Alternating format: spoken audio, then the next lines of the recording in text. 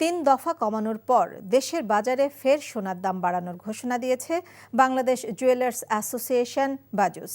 এবার ভরিতে বাড়ানো হয়েছে ৩,৫০০ টাকা। ফলে এখন সবচেয়ে ভালো মানের বা ২২ ক্যারেটের এক ভরি সোনা কিনতে লাগবে ১.৫ লাখ টাকারও বেশি। মঙ্গলবার বাজুসের মূল্য নির্ধারণ ও মূল্য পর্যবেক্ষণ স্থায়ী কমিটির এক সংবাদ বিজ্ঞপ্তিতে এ তথ্য জানানো হয়েছে। আজ থেকে নতুন বর্ধিত মূল্য কার্যকর হবে।